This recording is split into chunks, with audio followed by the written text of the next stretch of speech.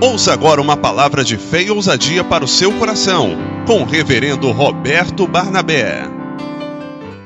Que noite maravilhosa, essa noite que temos da comunhão dos santos, da alegria. A gente quase não se vê durante a semana, então no primeiro dia da semana, como é gostoso ver o rosto do irmão, da irmã, é muito bom, amém? Você pode aplaudir o nome do Senhor? A Ele toda honra, toda glória, todo louvor, aleluia. Eu peço a você, em referência à palavra do Senhor, fique de pé. Vamos ler a palavra de Deus, Mateus capítulo 12. Mateus capítulo 12, nós podemos fazer essa leitura numa só voz, está aí no televisor, já está aí na telinha, para nos ajudar. E nós podemos fazer essa leitura juntos, amém, irmãos? Vamos fazer uma leitura gostosa, precisa, uma leitura que venha realmente trazer essa porção especial da palavra de Deus para as nossas vidas. Está baseado em Mateus capítulo 12, a partir do versículo 38. Nós vamos ler até o versículo 42. Mas já está aqui no televisor. Vamos ler juntos? Então alguns dos fariseus e mestres da lei lhe disseram: Mestre, queremos ver um sinal miraculoso feito por ti. E ele respondeu: uma geração perversa e adúltera pede um sinal miraculoso, mas nenhum sinal será, exceto o sinal do profeta Jonas. Pois assim como Jonas, assim o Filho do Homem ficará 3 dias e 3 noites no coração da terra. Os homens de Nínive se levantarão no juízo com esta geração e a condenarão, pois eles se arrependeram. E agora está aqui o que é maior do que Jonas. A rainha do sul levantará juízo nesta geração e condenará, pois ela fez os montes da terra para ouvir a sabedoria de Salomão. E agora está aqui o que é maior. Amém. Você pode se assentar. Você está satisfeito com a presença de Jesus? Diga amém. Glória a Deus, glória a Deus. Jesus estava em ascensão, pregando, seus milagres acontecendo. Jesus havia curado um homem que tinha problemas, e mais à frente um cego, surdo e mudo. Sinais e maravilhas iam acontecendo, mas alguns não criam de verdade, ou por questão de orgulho, não reconheceram o seu ministério e ainda mais os sinais que ele havia feito. Ora que a fama de Jesus já havia se alastrado por toda Jerusalém, pela Palestina, e aonde ele ia, uma multidão se atropelava para ouvi-lo, para receber dele palavras, conselhos e principalmente para ver sinais e maravilhas. Por isso que eu gosto da Escritura Sagrada. O livro de Hebreus, capítulo de número 13, verso 8, diz assim: Jesus Cristo é o mesmo ontem, hoje e será eternamente. Ele não mudou. A sua ação continua sendo a mesma. O que foi no passado está sendo agora e será por gerações que virão e sucederão a nós, se ele não vier na atmosfera do ar para nos buscar. Fora disso, irmãos, ele não mudou. Você pode levantar sua mão, crê nisso. Diga assim: Jesus, tu és o mesmo, ontem, hoje e será eternamente. Glória a Deus. Você pode aplaudir o Senhor. Glória a Deus. Muitas pessoas têm dificuldade de entender que essa intimidade, essa aproximação com Deus é um passo de fé, é um passo de atitude de confiança. A fé, ela produz em nós uma condição que nós não precisamos de maiores provas do que o de crer. Somente crer. Hora que Jesus estava fazendo sinais e maravilhas, então se levantaram os fariseus, que eram os doutores da lei de Moisés, tinham conhecimento religioso judaico, e eles queriam questionar, achando que Jesus estava fazendo truques, que aqueles demônios que saíram do corpo daquele cego, mudo e surdo, que foi um teatro, tentando persuadir a multidão e, ao mesmo tempo, querendo expor o Senhor Jesus Cristo. Mas, irmãos, a gente tem que pensar no Evangelho, que é o Evangelho que começa no raciocínio. O Evangelho começa na capacidade de você entender. Se você não entende o Evangelho, com certeza você não desfruta da graça e da bondade e do socorro, da misericórdia, da ajuda que o Evangelho dá. Porque o Evangelho, ele chega na capacidade do entendimento da pessoa. Você passa a entender e pela fé você começa a agir. Então, Jesus falou para aqueles, olha, nenhum sinal será dado dos que já foram dados. Nenhum sinal será dado, a não ser o sinal de Jonas e o sinal da rainha de Sabá, de Salomão. Nenhum sinal. Eu quero que você entenda como aconteceu com o profeta Elias. Elias, quando estava em depressão, quando ele estava no momento ruim da sua alma, e ora, irmãos, que não teve ninguém que pudesse substituir a altura de quem foi o profetismo de Elias. Um homem que fez os céus cessar, nem um orvalho caía no chão, chuva nenhuma, e por 3 anos e alguns meses ficou assim até que ele orasse e o céu voltasse novamente a produzir água, a produzir então orvalho. Elias que orou e fez o fogo descer. Elias que desafiou os profetas de Baal, de Acera. Elias que abençoou a vida do povo de Deus, desafiando a tantos e tantos que levantaram contra a nação de Israel. Ninguém. E a Bíblia diz que o único que comparou-se um pouco com o ministério, a envergadura do caráter, da mensagem, foi João Batista, mas não fez o que Elias fez. Bom, nós estamos falando de algo de sinal. Elias, quando entrou na caverna, interessante, ele estava em depressão. E a Bíblia diz que houve um terremoto, Deus não estava no terremoto. Houve um estrondo, Deus não estava no estrondo. E houve tantos movimentos, Deus não estava em nenhum movimento. Mas quando tudo ficou em silêncio e houve paz ao seu redor, aí então Deus estava naquele momento. Às vezes queremos ficar sendo conduzidos por sinais. Às vezes queremos ficar presos às manifestações estereótipas. Vivendo dessas coisas, de elementos físicos, sobrenaturais. Amém, eu não duvido de nada disso. Mas isso não é a revelação do Evangelho. A chave hermenêutica do Evangelho se chama Jesus Cristo. Quando você tem Jesus, o entendimento do que Ele é capaz de fazer na sua alma, na sua consciência, na sua mente, você sabe que já tem tudo na sua vida. Você já tem tudo para o teu futuro. Você já tem tudo para o seu presente. Você já tem tudo capaz suficiente para suprimir as necessidades, para entrar em ação na sua vida. Então, o que eu vejo aqui, Jesus falando, olha, vocês não vão ter outro sinal, senão de Jonas. O que pode impactar mais do que um sinal como o de Jonas? Jonas é um profeta fujão, é um profeta que não quer pregar para os ninivitas, porque ele sabia que aquele povo era um povo que havia escravizado o povo de Deus. E ele tinha mágoa, ele tinha um ódio muito grande contra aquele povo.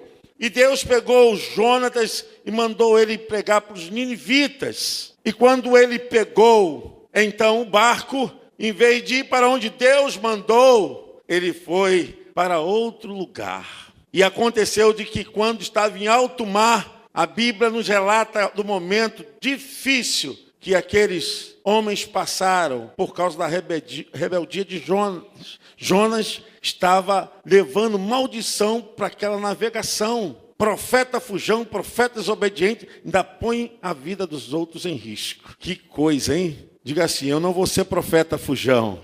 Diga de novo.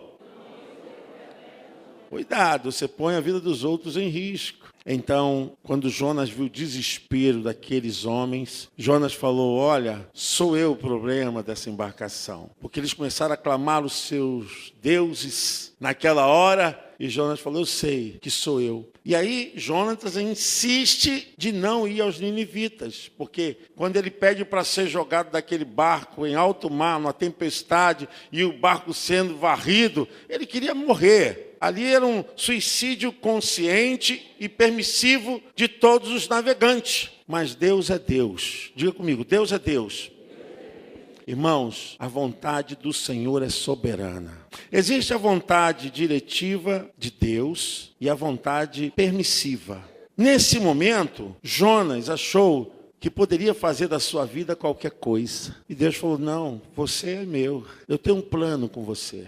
Então, aqueles homens marinheiros pegaram Jonatas e jogaram ele em alto mar. E a Bíblia fala que o mar se acalmou instantaneamente. O problema era Jonas, mas também aquele problema que Jonatas estava vendo, Deus estava vendo como solução de uma grande obra. Às vezes você esteja olhando para você e acha que você é um problema, e Deus está olhando para você e vendo que você é uma grande solução daquilo que Ele pode fazer, daquilo que Ele pode realizar. Não temas, nem te espantes, não volte atrás. Olha, Jonas foi jogado no mar, e de repente o submarino biológico de Deus vai lá e engole Jonas. E a Bíblia fala que Jonas foi engolido por um grande peixe. E nesse momento Jonas fica no ventre do peixe. E a Bíblia diz que ele fica orando, fica guardado por Deus durante 3 dias e 3 noites. Se há um fenômeno inexplicável de alguém sobreviver no ventre de um peixe, se arrisca que seja um grande tubarão ou que seja uma baleia, mas a baleia seria impossível,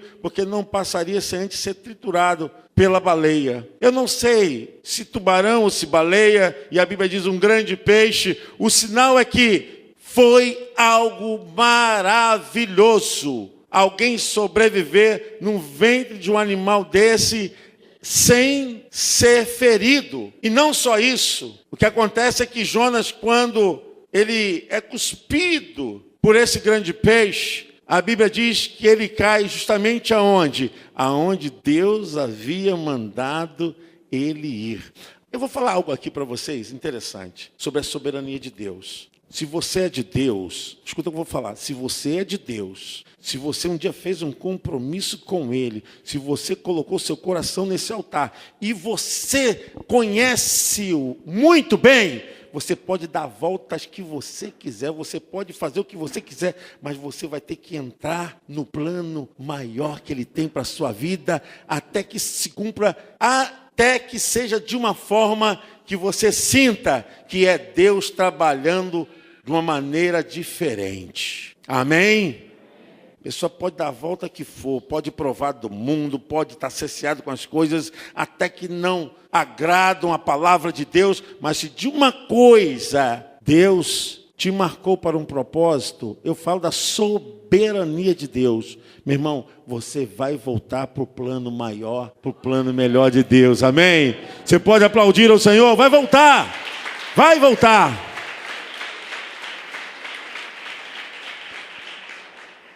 Jonas, quando chegou em Nínive, ele não queria pregar. Os irmãos conhecem a história muito bem. E até que ele estava cansado e Deus deu sombra para ele. E nasceu uma boboreira, um pé de abóbora muito grande. E Jonas gostou daquela sombra, porque o sol estava quente demais. E Jonas dormiu. Aí Deus fez que viessem os vermes, comeram aquela boboreira toda. E depois que comeu tudo, Jonas começou a sentir arder o sol na sua pele. Começou a queimar. E ele então reclama com Deus: Senhor, que negócio é esse? Tu tiraste o meu guarda-sol, tu tiraste a minha sombra, o meu conforto, reclamando com Deus. Aí Deus falou com ele: sim, Jonas, você se preocupa com uma planta que você não criou, uma planta que não tem valor, uma leguminosa que você não participou de nada. Você está reclamando porque perdeu a sua sombra. E essas almas, as 120 mil almas que estão em Nínive sem salvação. Irmãos, o resumo da história é que Jonas, mesmo contrariado, mesmo com ódio no coração, Deus não tem nacionalidade. Deus não tem região geográfica de nascimento. Deus não tem CPF, não tem RG. A Bíblia diz que Ele é o Deus de todos os povos, de todas as nações, de todas as línguas, de todas as etnias. Nós temos que entender que o nosso Deus, Ele ama todas as almas, não como nós amamos, porque o nosso amor é um amor sempre obsessivo, interesseiro. Nosso amor sempre esbarra em alguma coisa. Deus, Ele ama porque Ele é amor. Deus, Ele ama não porque tenha que receber algo em troca. Pelo contrário, nada que nós possamos fazer possa, de maneira nenhuma, retribuir aquilo que Ele fez por nós. Mas Ele ama porque Ele é amor. Deus é amor, amém?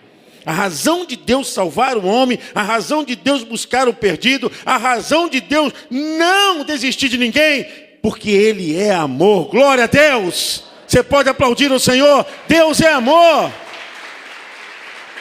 Aleluia!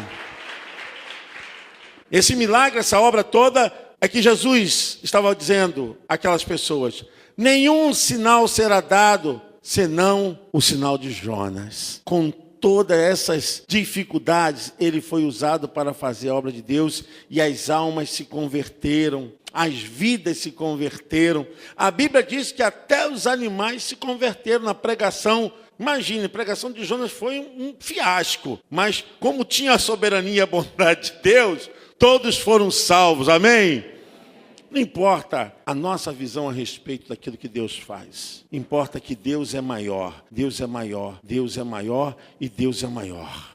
Quando a Bíblia diz, olha, nenhum sinal será dado senão o sinal de Salomão, da rainha de Sabá, ela que atravessou o deserto para saber e para conhecer. Salomão, ela era uma pessoa importante, uma rainha que tinha tudo em seu poder, uma mulher de muito prestígio, alguém especial na Arábia. Mas ela soube de Salomão, levou os presentes e correu e percorreu até encontrá-lo, para saber quem esse homem era de verdade. E quando conheceu, ela pôde provar verdadeiramente tamanha sabedoria de Salomão e tantas experiências que ele fez, um progresso tão grande em Israel. Mas Jesus falou assim: eis aqui quem é maior do que Salomão. Eis aqui quem é maior do que Jonas. Hoje eu quero te dizer, em nome de Jesus, eu sei muito bem, o Espírito Santo me tocou. Eu estava ali, o Espírito Santo tocou no meu coração, dizendo, olha, tem pessoas que entraram aqui duvidando. Não se Deus é capaz, mas duvidando se são verdadeiramente alguém que possam receber de Deus tamanha graça. Talvez você chegou aqui dizendo, eu não mereço. Quem sou eu para estar aqui? Eu quero dizer, irmãos, que muitas vezes nós estamos apertados por qualquer tipo de sentimento. E às vezes queremos ver Deus falar, queremos ver o sinal de Deus, queremos ver as coisas operarem, esquecendo quem é Deus, esquecendo as suas obras, lendo a sua palavra. Nós não precisamos de nenhum sinal. Não precisamos de manifestação nenhuma, a não ser a que já está revelada a nós. É Jesus Cristo, Senhor e Salvador. É impressionante quando Pedro e João estavam no Monte da Transfiguração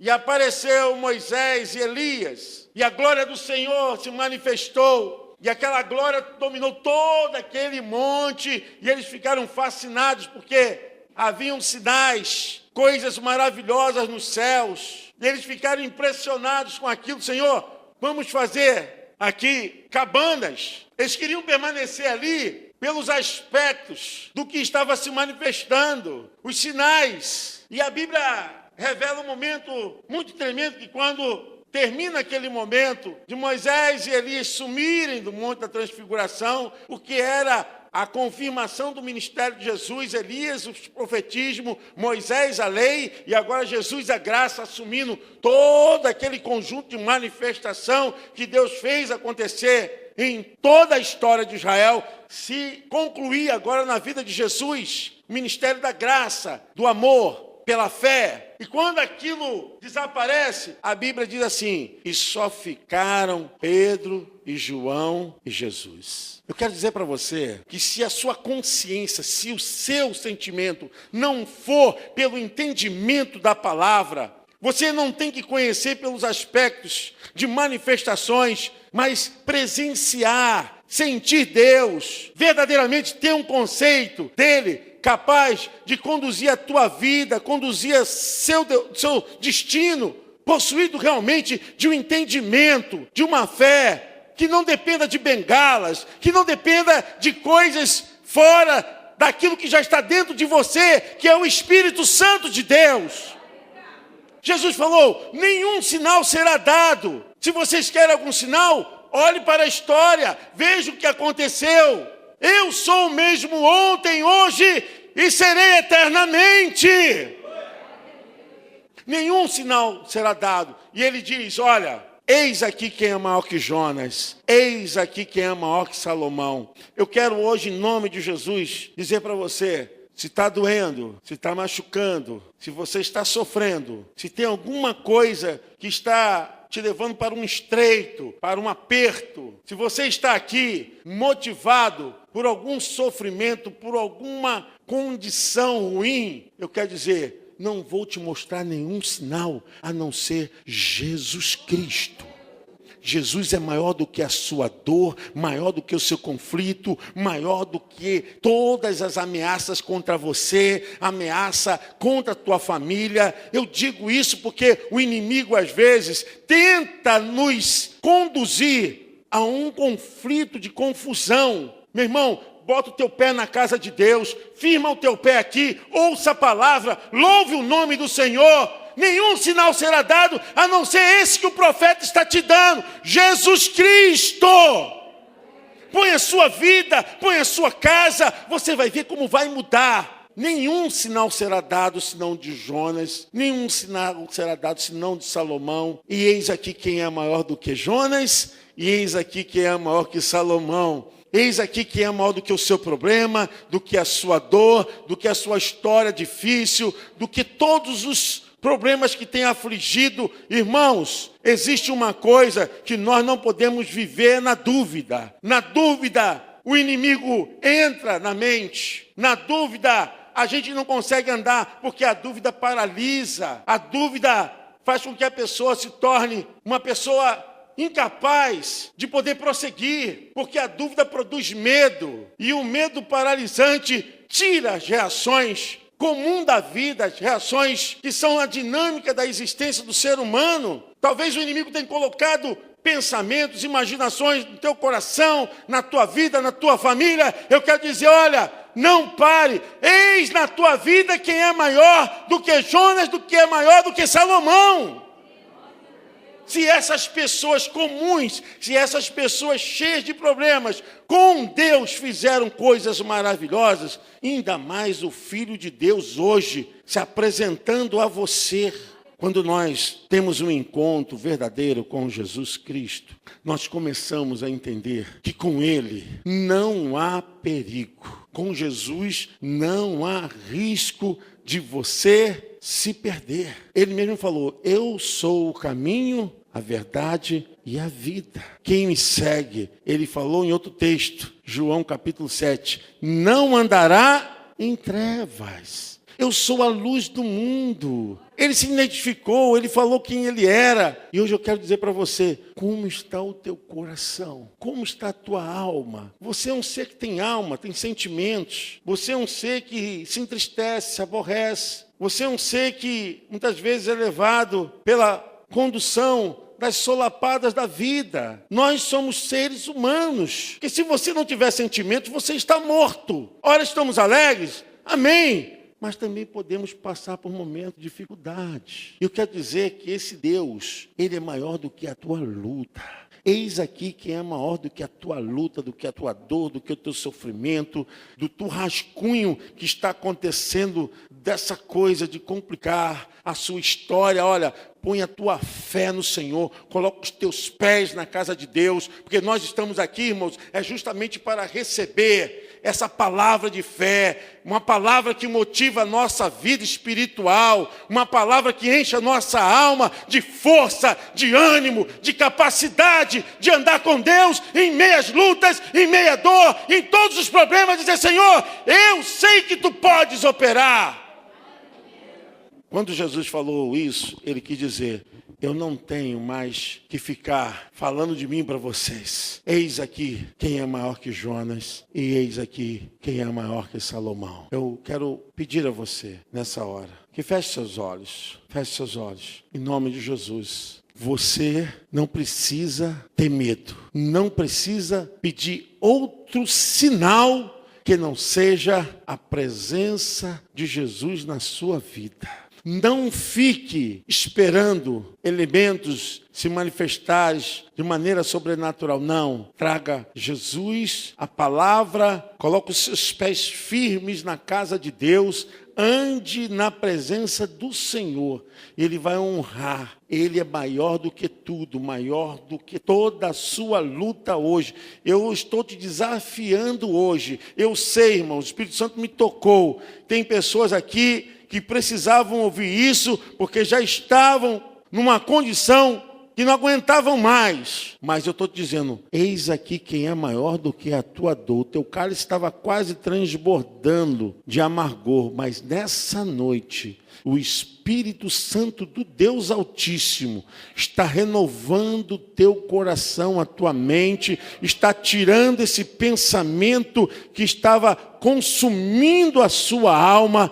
Você agora está recebendo de Deus. Põe em Deus a sua confiança. Põe em Deus, põe a sua família. Põe essa questão que você entrou pensando nisso. O que vai acontecer amanhã? O que vai acontecer? O que vai ser resolvido disso? Olha, coloque agora quem é maior nessa causa. Coloque quem é maior, aquele que pode fazer, aquele que pode realizar. E nesta hora, eu estou orando por você, para que a tua vida possa ser renovada agora. Esse peso, essa angústia, essa coisa que estava consumindo você, eu expulso agora da sua mente, da sua alma, no nome poderoso de Jesus. Coloque a tua alma, a sua preocupação, tudo isso que está agora te culminando, que estava te culminando, melhor, ponha nas mãos do Deus eterno. E como Jesus falou: eis aqui quem é maior, eis aqui quem é maior. Você vai tomar posse disso. Você vai tomar posse do Deus maior na tua vida, na tua família, nessa causa. Eu também tomo posse desse Deus maior na minha vida. Em tudo que eu faço, Deus é maior. Eu oro por você agora, em nome de Jesus. Em nome de Jesus, eu sei que você está sentindo esse poder na sua vida. Está sentindo agora no seu corpo. E todo esse cansaço mental, essa dor no seu físico, essa coisa que estava dominando a sua alma, vai cair por terra agora. Eu repreendo e expulso da sua vida, de 3-1 agora. Isso vai sair do teu corpo. 3, 2, 1. Recebe o poder de Deus agora. Em nome de Jesus. Diga: eu recebo. Eu recebi. Em nome de Jesus. Amém. Você pode aplaudir o Senhor? Glória a Deus.